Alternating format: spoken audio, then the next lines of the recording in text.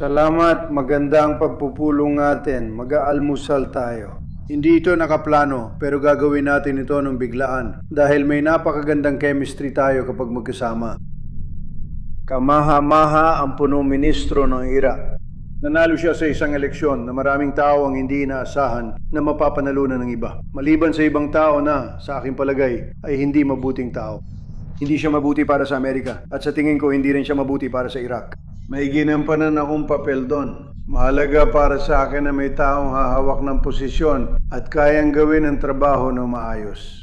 At ngayon ay meron tayong kamangamangang kampyon, bagong kampyon. At siya, malinaw at tiyak niyang napanalunan ng eleksyon at hindi siya ang paborito. Nang makilala siya ng mga tao, siya ang nagwagi at siya ay mananatili roon na matagal.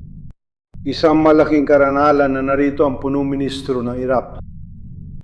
Kasama natin siya, naging mahusay siyang tagapaglaban at malaking tagahanga ng Amerika. Pag-uusapan natin ito ng kaunti sa iyo.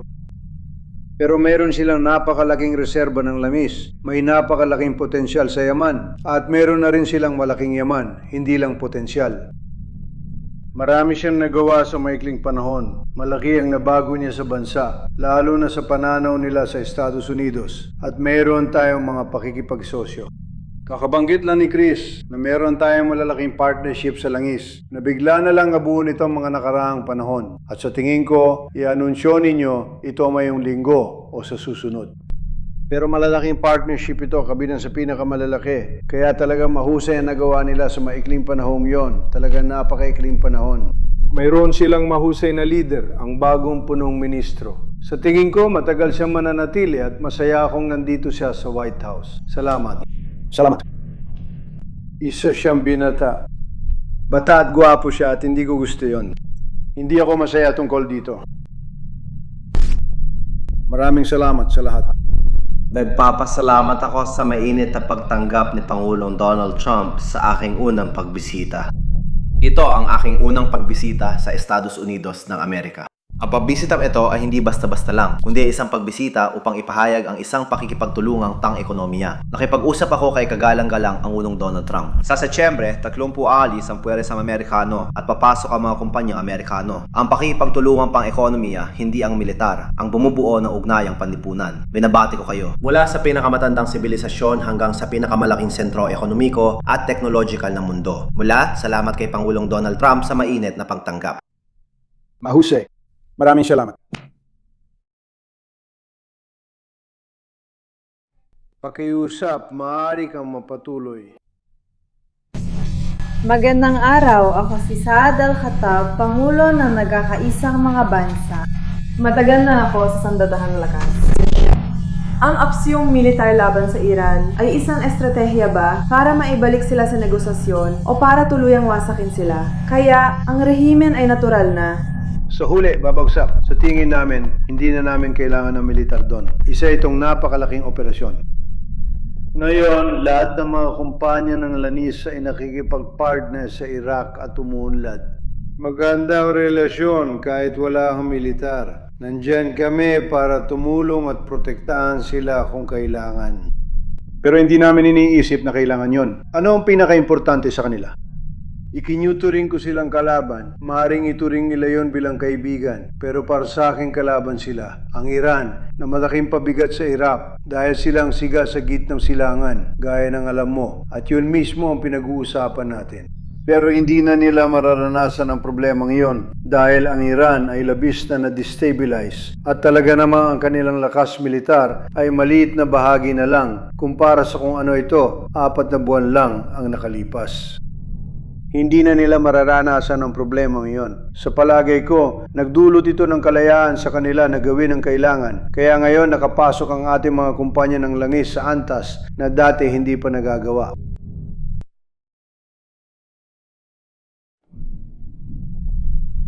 Maraming salamat sa tanong. Salamat sa iyong tanong. Para magsimula, mayroong programang pampamahalaan. Dayanin itong armas lang estado ang may hawak. At ito ang pangunahing puntong napapasyahan na at hindi na mapapipilian.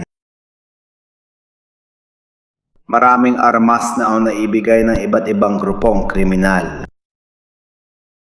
Ang sinumang magbibigay ng kanilang mga armas at magiging isang pampolitika at sibilyang entidad ay magkakaroon ng aming kooperasyon. Simula Setyembre, wala ng dahilan para manatili ang mga grupo dahil wala nang pangangailangan para sa kanilang pag-iral. Sa dulo ng taon, i-anunsyo namin ang komperensya ng pambansang soberenya. Desisyon ng mga Iraqi ang tungkol sa Iraq at kaya ng ating puwersa protektahan ang teritoryo. Pagkatapos ng Setyembre, 30 bawal na ang mga ilegal na armas. Salamat, Ginoong Pangulong Trump. Maaari mo bang ipaliwanag kung bakit nagbago ang isip mo tungkol sa 20% buwis sa kipot ng Hormuz? Paano mo narating ang desisyong inanunsyo mo ngayon? Kahapon, nabanggit ko na, matagal na namin ginagawa ito at hindi ko naisip na patas na tayo lang ang nagpoprotekta sa kipot kahit hindi tayo tunay na nakikinabang dito. Hindi natin kailangan ng lamis. Hindi man ito mahalaga sa atin, pero mahalaga ito sa mga kaalyado at mga taong malapit sa atin, pati na ang mga pangunahing bansa sa Gulpo. Napag-usapan ko ito kahapon at tingin ko maganda yon. May mga tawag akong natanggap mula sa iba't ibang tao at bansa, pati mga hari. At mga emir at lahat ng mga taong kilala at gusto natin. At sila, sa totoo lang, ay naging matitibay na katuwang. At sinabi nila, gusto naming gawin ito sa ibang paraan. Gusto naming mag-invest ng bilyon-bilyon dolyo sa Estados Unidos at magtala ng mga record dahil mayon lang nagkaroon ng ganitong panahon sa bansa kasama ang mga pabrika at industriya. Mas gusto namin mag-invest ng malaki sa Estados Unidos kaysa maningil ng bayad. At gusto ko yan sa totoo lang dahil hindi ko iniisip na dapat may sinuman na pwedeng maningil ng bayad. Sa pamamagitan ng kipot, makitid na daanan o anumang ugnayan nito sa ibang reyon ng mundo. Hindi ko tingin na dapat may sinuman sa ganung posisyon. Ginagawa namin yon bilang kabayaran. Mag-i-invest ng malaking pera sa US ang mga estado sa Golpo at lubos ako nasiyahan dito. Sa tingin ko, mas maganda talaga yon. Kung pwede, alam mo ba kung bakit iniimbestigahan ng FBI ang pagkamatay ni Senador Graham? May balita ka ba kung bakit sila nasa bahay niya? Salamat. Di ko rin alam kung bakit. Sa tingin ko, may problema siya tulad ng tatay niya. Alam mo naman yon, kakaiba talaga. Noong una, narinig ko na barado ang mga ugat niya. Kasi totoo naman ito, may problema talaga siya doon. Ganun siya. Sana mas inalagaan niya sarili niya. Sa tingin ko, may solusyon naman sa ganung problema. Pero mahirap matukoy ang mangyari at hindi ito konektado sa bara. Iba talaga ang nangyari.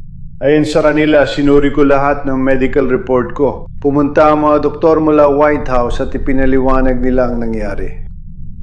At ito ay isang bagay na halos hindi talaga matukoy. At kung mangyari man, wala ka talagang magagawa tungkol dito. Mukhang nakakalungkot, pero wala ka talagang magagawa tungkol dito. Kung titinan mo ang tatay niya, namatay din siya sa parehong dahilan, halos sa parehong edad. Kaya wala talagang magagawa nun. Halos di matukoy, sabi nila. Malalaman mo ito kapag sobrang sakit ng likod mo. Masamang palatandaan yon. Kung masakit ang likod ng isang tao, mahirap isipin, pero isa yon sa mga pangunahing palatandaan. Sinasabi niyang may problema siya sa likod. Walang nakakaalam na yon palang dahilan. Kapag pumutok na, gaya na nangyari, wala ka nang magagawa. Wala akong nakitang masamang intensyon doon. Alam ko may mga teorya ng sabuatan. Hindi ko iniisip ng FBI ang may gawa nito. Para sa akin, nagsasayang lang ng oras ang FBI. Ganun ba? Opo, share lang. Tungkol sa tanong, wala na talagang idea tungkol sa kipot ng Hormuz. Tapos na yon. Salamat. Hindi, kakasabi ko lang sa'yo. Meron kang Saudi Arabia, United Arab Emirates, Qatar, Bahrain, at si Aizab lalo na. At pagkatapos ay iba pa. Sila, kinausap ko silang lahat at gusto talaga nilang mag-invest ng mas maraming pera sa Estados Unidos sa record na halaga. At magiging katanggap-tanggap yon. Kaya walang singil. Ayoko sa ideya ng paniningil. Pero hindi rin tama na tayo lang ang nagbabantay sa kipot na yon para sa lahat, pati China. Wala akong problema na protektahan yon para sa China o iba pa. Pero hindi patas na hindi tayo bayaran. Matagal na natin itong ginagawa at nakakainis para sa akin. Nakakainis na sa akin yan mga 25 taon nang nakalipas. Noong una kong termino, inagawa ko na ang mga bagay tulad ng paghingi na mag-invest sila sa Estados Unidos. Pero sa ganitong paraan, libre ito. Nag-i-invest sila at kumikita mula sa sariling pera. Maganda yon. Gagawa rin sila ng malalaking investment sa Estados Unidos at gusto ko talaga yan. pwede ba kitang tanungin tungkol sa pulong ngayon at kung napag-usapan ninyo ang OPEP? May ulat na pinipilit ng Iran ang pagbabago sa OPEP, humihingi ng mas malaking bahagi at maaring umalis. Bumalis na ba? Pwede ko bang tanungin ang ginong ito kung anong ginagawa niya rito? Gusto mo malaman? Pulong Ministro, plano niyo ba umalis o manatili sa OPEP? Nakikipaglaban siya para sa pagbabago. Susuportahan mo ba siya? Oo, sinusuportahan ko. Ikaw, paano ka? Matagal ko na sinyang sinusuportahan at inendorso na bihira akong gawin pero naging matagumpay. Nanalo tayo kamakailan sa Colombia at Argentina. Malalaking tagumpay. Marami na tayong panalo. Inendorso ko at sa tingin ko lahat ng inendorso ko sa ibang bansa ay laging nananalo. Mahilig ako mag-aral ng kasaysayan at marami akong alam tungkol sa kasaysayan ng Iraq. Nakakarinig din ako ng magagandang bagay. Sinubaybayan ko ang mga kaganapan sa halalan sa Iraq. Nagpakita ako ng suporta dahil hindi ako nasiyahan sa lalaking dapat sanang manalo sa eleksyon. Sa tingin ko, magiging mahusay na leader ang dakilang ginoong ito. Siya ang nanalo at masaya ako. Tungkol sa OPEC, desisyon niya yon. Tanungin mo na lang siya. Hindi, isa kami sa nagtatanong ng OPEP, pero gusto lang namin ang aming karapatan at patas na bahagi para sa Iraq. Lumaban ang Iraq sa Daesh at terorismo sa tulong ng Estados Unidos. Ang bigmaan laban sa Daesh ay napakamahal at winasak ang infrastruktura ng Iraq. Ang pinsala sa Iraq ay lumampas sa $400 bilyong. Marami pa ring lungsod ang wasat at tao ang nananatili sa mga kampo. May plano akong ibalik sila at magbigay ng patas na bahagi sa Iraq. Kung natatandaan mo, kahit isa akong sibilyan at wala akong balak tumakbo bilang presidente, nakatanggap ako ng labis na atensyon mula sa media, gaya ng malamang ay narinig mo na. Palagi kong sinasabi, huwag kayong pumasok o umatake sa Iraq. Mali talaga ang bansang inatake nila at naggulot sila ng malaking pinsala. Salamat! Dahil sa asal ng Iran, pinagsisisihan mo bang inalis ang naval blockade o pinayagan ng exemption sa sanctions? Hindi, binigyan ko sila ng chance. Gusto ko silang bigyan ng pagkakataon na magkasundo. 2 araw na nakalipas na magkasundo kami, pero hindi nila natupad ang kasunduan dahil may hindi sila nagustuhan. Sila ang unang bumaril. Malaking pagkakamali dahil natapos namin sila agad. Sila ay mga taong napakahirap pakisamahan. 47 taon namin tinis ito. Ang USS Corvamore kung babalikan, libu-libong Amerikano at sundalo ang napatay. Maraming sundalo ang naglalakad-lakad o hindi na makalakad. Ibig ko sabihin, sila ay sobrang grabing nasugatan. Sa braso, binti, mukha, dahil kay Soleimani at sa bomba. Sila ang tumatawag dito na bomba sa gilid ng kalsada, na siya rin tawag ng karamihan. Ito ay sakuna. Napatay ko siya sa unang termino ko. Kung hindi ko ginawa yon, maaaring ibang kasaysayan na yon.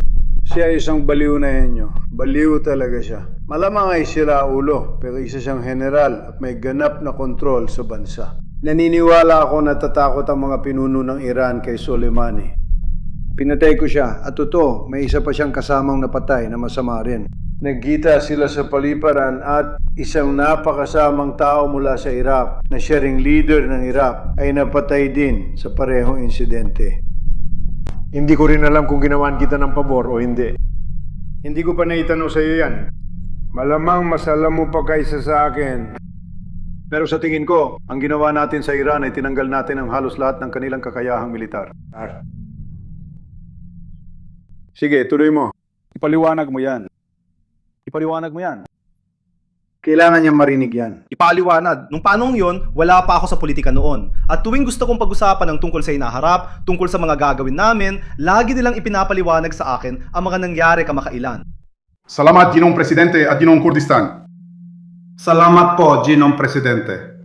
Noong nakaraang taon, noong Mayo, ang punong ministro ng rehiyon ng Kurdistan, Masroor Barzani, ay lumabda ng humigit kumulang $110 bilyong na mga kasunduan sa enerhiya, kasamang mga kumpanya Amerikano dito sa Washington, D.C. Ginoong Presidente, kung mas magtutulungan ng Baghdad at Erbil, maaaring lumago pa ang investment na ito. Lumago at lumago pa. Ano po ang mensahe at payo nyo para sa mga lider ng Baghdad at Erbil na magtulungan? Bakit ko po ito tinatanong? Dahil kayo po ang aming tagagawa ng himala, Ginoong Presidente. Ako ay natutuwa sa tanong na ito. Oo, ito ang paborito kong tanong sa ngayon. Salamat sa tanong. Baghdad, naniniwala akong tayo at ang bansa ay magtutulungan ng mahusay. Hindi kami madalas mag-usap dito mga nakaraan. 4 o 5 taon kasama ang dating administrasyon. Malaki ang potensyal ng Iraq dahil sa kanilang langis at sa iba pang dahilan. Pero higit sa lahat dahil sa kanilang langis. At makikipagnegosyo tayo ng husto. Hilika tayo ng maraming trabaho para sa parehong bansa at mag-i-extract tayo ng maraming langis. Maraming langis ang na-extract at ang mga kumpanyang Amerikano ang gumagawa nito. Ngayon, puro kumpanyang Amerikano na lang. Ayaw nilang makipagnegosyo sa iba. Gusto nilang makipagnegosyo sa Amerika at maganda yon. At isa yon sa mga dahilan kung bakit matindi kong naramdaman na magiging mahusay siyang punong ministro at ipinaglaban ko yon.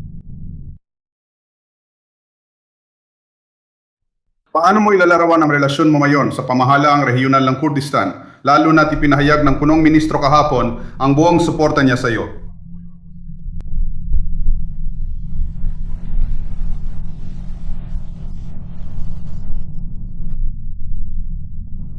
Para sa akin, bawat rehiyon ng Iraq ay parang bahagi ng katawan ko. Hindi ko sila pinag-iiba o kayang tanggalin. Mahalagang bahagi ng Iraq ang Kurdistan, gaya ng Basra at iba pang lalawigan. Pero dahil may magagandang bagay na sinabi tungkol sa kanya, ibig bang sabihin ito na gusto niya ang taong nagsabi ng mga magagandang bagay na yon? Maaari kang mapatuloy, pakiusap. Salamat, Presidente. May tanong ako sa inyo at isa pa sa punong ministro. Salamat. Unang tanong, Ginoong Punong Ministro, bakit inyo piniling maging unang kasosyo sa kalakalan ang Estados Unidos?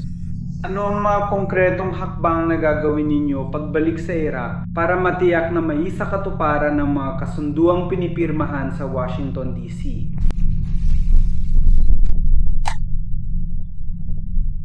At bilang isang dalubhasa sa pananalapi, inanalisa ako ang kalagayang pang-ekonomiya. Kailangan ito ng katuwang sa responsibilidad na ito at ang pangunahing katuwang ay ang Estados Unidos ng Amerika.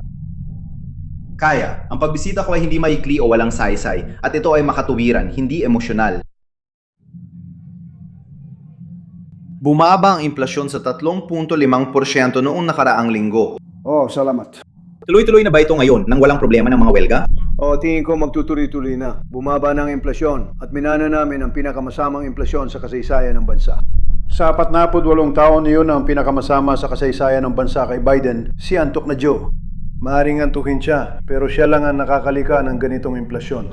Naman ako ito at ako ang sinisi, pero hindi ko kasalanan. Inaayos na namin ito at maganda ang nagawa namin trabaho. Scott, Howard, Marco, at P kasi binabantayan niya ang pera. Tama? Gumawa sila at tayong lahat ng mahusay na trabaho. Kaya naranasan natin ang pinakamasamang inflasyon sa kasaysayan ng bansa. Ibig ko sabihin, nagkaroon tayo ng mga buwan na umabot ng 10% at gayon may ulat na kakalabas lang. Kakalabas lang ngayon. Salamat. Ang ulat ay kamangha-mangha. Inflasyon, malaki ang ibinaba ng inflasyon. Ibig sabihin, malaki ang ibinaba ng presyo at maganda ang trabaho natin. Tandaan mo yan sa eleksyon at midterm. Sinasabi ko sa kamera niyan, wala na ibang gumawa niyan. Malaki na ang ibinaba ng presyo at lalo pa natin itong pabababain. Naghihintay ang buong mundo sa iyong anunsyo sa Webes tungkol sa mga makinang pamboto at integridad ng eleksyon. Maaari mo ba kami bigyan ng paunang ideya kung anong aasahan? Salamat. Itatabi ko muna ito para sa susunod. Tatalakayin pa namin ang paksang yan at marami pa kami sasabihin, pero tingnan mo ang mga nanonood. Mas gusto ko talagang itabi ito, pero malaking balita ito. Talagang malaking balita ito at kailangan talagang magbago ang ating bansa. Pero yun na. Yan ang pag-uusapan natin sa Webes. Wala nang mas mahalaga pa dahil kung walang malaya at patas na halalan, wala kang bansa. Tatalakayin din natin ang iba pero napakahalagang anunsyo ito. Oo. Ginoong Pangulo. Oo. Pangulo, sinikap na inyong administrasyon hubugin ang liderato ng Iraq at gawing kondisyon ng suporta ng Amerika sa pagdidisarma ng mga milisyang maka-Iran. Habang papalapit ang deadline sa Setyembre, 15 ano ang nangyari sa Baghdad? Yun lang ba? Ang pag-atras ba ng mga tropang Amerikano mula sa Kurdistan ay tuloy pa rin na yun sa plano? Lahat ay maayos. Maganda ang lagay dito. Nandito kami ngayon. Sa totoo lang, nagpa-order pa nga ako ng hindi inaasahang tanghalian, tama? Kaya ganun lang. Pero wala. Sa tingin ko, hindi ko pa nagawang hindi tayo magtanghalian. Sabi ko magtanghalian tayo kasi gusto ko siya. kahit isang beses lang. Gusto ko siya kaya naniniwala kung magiging maayos lahat. Gino, plano niyo po bang pirmahan ng mga parusa laban sa Rusya sa loob ng 1 o 2 linggo? Pipirmahan niyo po ba ito? Alam kong gusto talaga ni Lindsey Graham yon. Sa tingin ko, maring idagdag nila ang Iran. Idagdag nila ang Iran na isang napakaalagang bagay kung gagawin nila yon. Maaring isama rin nila ang Hezbollah para suportahan ang mga parusa kung magkikipagnegosyo ka sa Hezbollah. Tinitingnan namin ito. Pero sila, seryoso nilang pinag-iisipan ito. At ito ay bilang pagpupugay kay Lindsey. Lindsey. Ideya niya yon. Gusto niya talaga yon. Higit sa kahit ano pa. Alam mo kung ano nararamdaman niya. Malaki ang posibilidad na mangyari yon. Pero gusto rin nilang isama ang Iran at Hezbollah. Yan ang naririnig ko. Kung magkakaroon ng sekundaryang parusa sa China, India at Europa. Pero titingnan pa natin. Hindi pa yan ang pag-uusapan.